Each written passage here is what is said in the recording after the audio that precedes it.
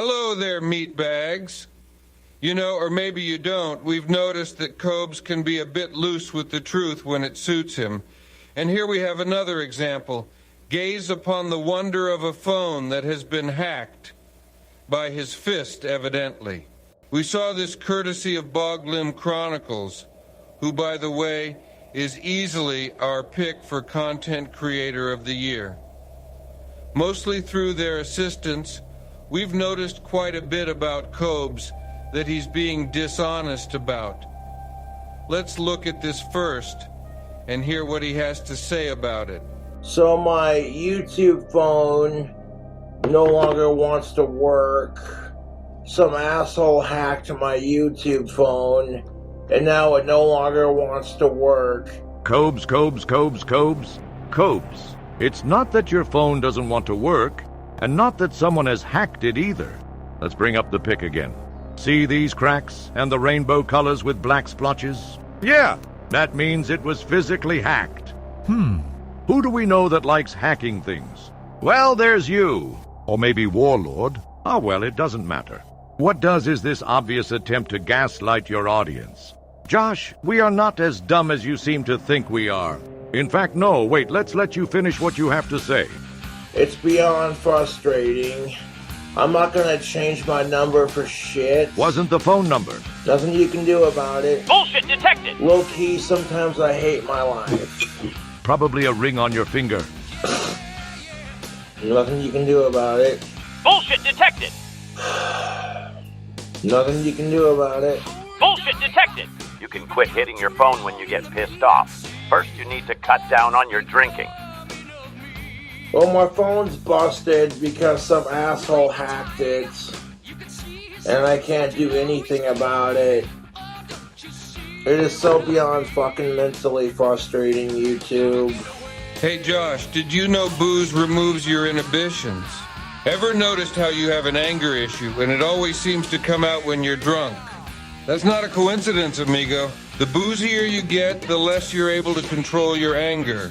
Being that you have a hair trigger anyway, what do you think it's like when you're blasted off your ass? Those are the times when you smack around a lighter for being cute, or you stomp on your hat for some imagined offense. It's not hard to see your 2-month-old phone falling victim to you. While we have you here, we've been thinking about your story concerning what happened to Puff last year. You said you took him out with you for a smoke. He jumped off and off he ran. You needed to get your boots on before you could chase him into the snow. Josh, you're lying. The proof is in what Puff used to be, a cold-blooded lizard. Cold-blooded creatures don't do well in snow. We don't just mean they die. Oh no, there's more. When we imagine Puff running on snow, we laugh our asses off at the absurdity of it. Josh, in cold environments, cold-blooded animals stopped moving to conserve energy. Assuming he wasn't already freezing his ass off in the cold air, the snow would have sure as shit been a major problem. He would have simply stopped almost as soon as he got on it. But you know what? Let's forget about biology and physics for a minute.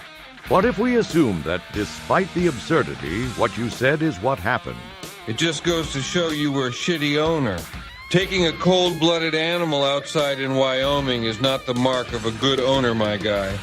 Nor is what you were taking him out for so you could have a cigarette.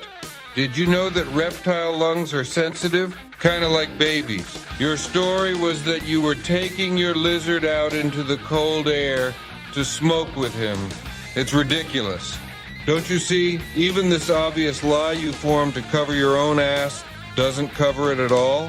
For our money, we are betting you either drunkenly forgot to turn on his heat lamp one night, or a darker possibility. What if you were futzing with Puff while drunk? Maybe you were feeding him. He missed the food and got a finger. Suddenly, drunk Josh has a cute lizard on his hands. Having seen what you do to lighters, hats, and other things, well, it's not hard imagining Puff got the standard treatment all cute things get. And panning over, we see something else worth mentioning. Josh, your wand here looks like it used to be part of a chair our meat batter User's family had when he was a child. Look at the smooth finish. Now imagine like 6 or 7 of these sticking up out of the seat of a wooden chair, on top of backrest. Josh, You're cheating on your wand making. Making? What a joke. The one you have there looks unmodified. Just a chair spindle in your pocket. How can you charge hundreds of dollars for something like it? All right, because you don't care. So in summary, Joshy, you may think you're smooth coming up with these, well, let's call them fibs. However, people are indeed noticing your less than honest approach over the last year. We just have one last question for you. What's in the kitchen terrarium? You wouldn't be planning on surprising us with a new lizard that you're gonna say you've had this whole time? You know, to rub it in the trolls' faces who said you shouldn't have an animal. Or are you just gonna keep it a secret in case it meets the same fate Puff did? Deception and disinformation not coming in nicely, Cobes. That is most definitely what's up.